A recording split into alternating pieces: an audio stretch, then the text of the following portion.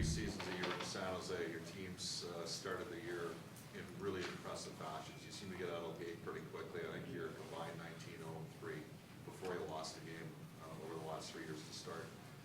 Just a thought on maybe accelerating the process here, shortening the amount of bodies that are around.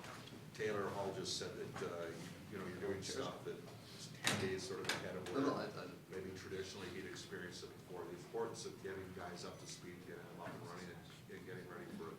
I think it's really important, especially with a new staff and a new group of players, and a large chunk of the players here have been through a number of different scenarios with terminologies, forechecks, situational play that we have to clarify and try and take as much confusion out of it for them and make it black and white as much as we can. So I just believe that training camp's more than casually skating around on lines and playing games and trying to pick a team. It's time to prepare your team for the season. Whether that's the right approach or a wrong approach, I don't know. It's the one that we chose. We're down in numbers. I think we've tried to give our National Hockey League team a head start, but I also think we've tried to give our American Hockey League team a head start too. So we could have very easily sent a large group of players to the American League immediately, but we kept them here. They practiced as a team and as a group, and that should give them a head start in the organization as well, get them off to a good start.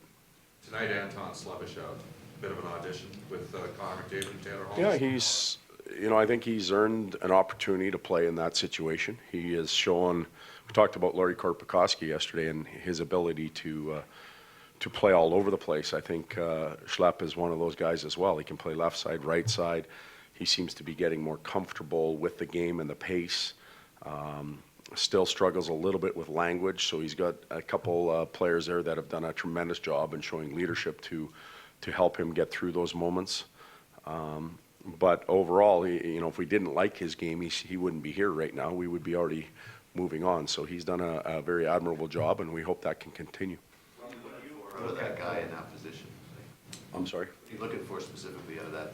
In that exact slot with Taylor, and somebody's got to be able to shoot the puck. I think there's a tremendous amount of speed through the middle and on the left side. So somebody has to be smart, somebody has to read, somebody has to arrive at the right time. They have to be prepared to play on the inside, and then be responsible defensively. So kind of a description for any line, really, when you think about it. When you look at your power play, and as the games get whittled down closer to it, what do you want to see from your power play, that, especially with now that you actually have kind of your units in the special? Well, I want to see us using some of the concepts that we've put in place. I'm not worried about 1 for 8 or 2 for 9 or numbers right now. That's not important. Our power play has to give us momentum. It has to be a form of toughness. So if teams start taking liberties, our power play has to be able to answer the bell that way. And our power play will give us an opportunity to regain or establish momentum or lose it, one or the other. You usually don't come out of a power play even. And those are some of the concepts we're trying to put in place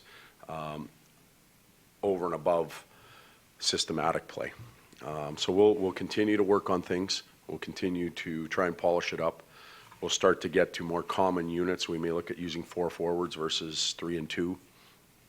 But all of that will happen in the next 10, 12 days leading up to St. Louis. And then it'll be a continuum. We'll do something special teams-wise every day of the year. Todd, you've had your top 2 pairs with Klefbom, Schultz, and Sekera and Fink together. Looks like you're going to switch it up tonight with Schultz and Sekera. Are you just looking for a different look? Do you think you'll go back to that? You've talked about confidence. I don't know if we'll go back to it. We've gone 10 days now with similar pairs. We'd like to see Sekera with maybe more of a puck mover, see what those two can do. Griffin Reinhardt's coming back after a little minor injury, so we want to see what he can do tonight. We think we have a lot of pieces back there. We're still working on combinations, and that could take a while for us as a team. When it comes to Griffin Reinhardt, what's your philosophy, and would he be better served to be here as a 7th defenseman in the lineup every now and then, or would he be better served to play big minutes of a moment. What's better for his development in your opinion? Well, in an ideal world, in a perfect world, all players, not just Griffin again, I'm not going to single out individuals, would get overripe in the American League. They would feel really good about their roles, be itching, almost complaining to get to the NHL. That's an ideal world. We don't always live in an ideal world. We take what we're given and we do the best what we can, and the players do that as well. Everybody's in a hurry. Coaches are in a hurry to get to the NHL. Players are in a hurry to get to the NHL, and sometimes you can't. You've got to slow some things down. Now, I'm not saying Griffin or anybody else is going to be sent down. We're going to sort that out over the next few days, but we don't. We'd like to live in an ideal world. We don't. When you were in Detroit, did you feel that maybe, like they like to keep their guys down there quite a long time before bringing them up? Did you feel maybe there's a happy medium between bringing a guy up too soon and keeping them as long as they did? Or Well, again, circumstances dictate that.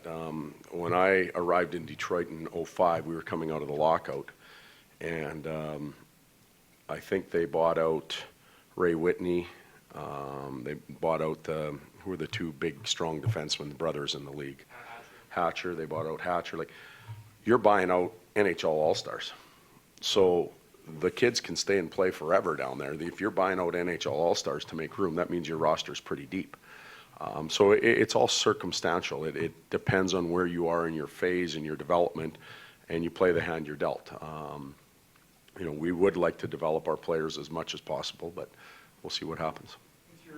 With your goaltending, between Nielsen and Scrivens, how would you characterize the fight for a spot, and what's your plan with the goalies tonight, if you'll share that? I'll share it. They're going to split the game tonight, and it's been real competitive.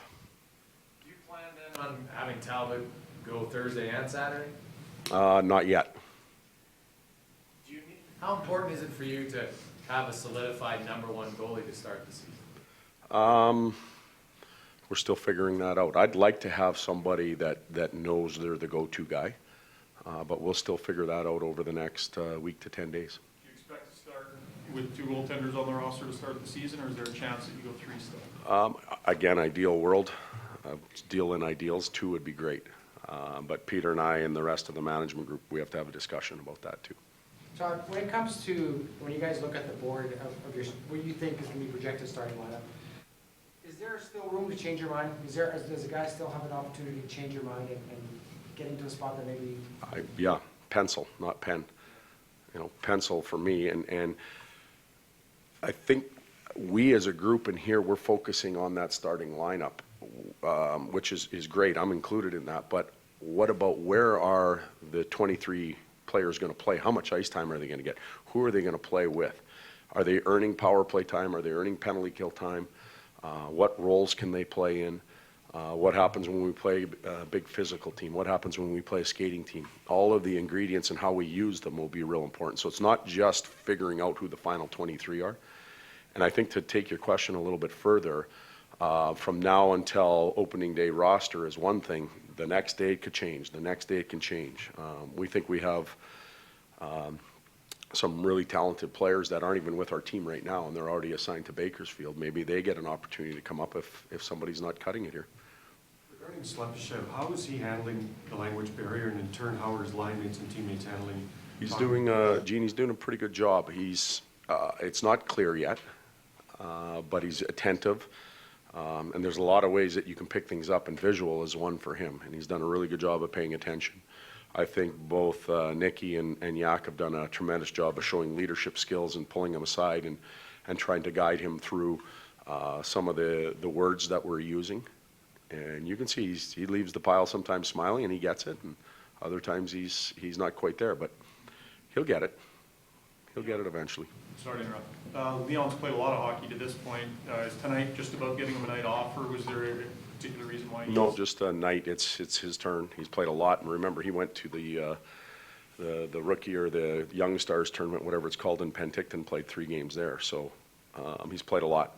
Gives him an opportunity to heal up a little bit, to rest a young body, a big body that takes a lot to move around, and we'll expect to see him very fresh on tomorrow's Wednesday. Practice Wednesday. Regarding that first line, is that Purcell's job to lose, or is that still wide open? Still wide open, as far as I'm concerned. We've got to get Teddy back up to speed. Not only has he not been able to skate for a while, he hasn't been able to be active in practice, and there were a lot of principles that we put in place over the last few days, so we've got to get him back up to speed. Thank you. Thanks a lot. Okay.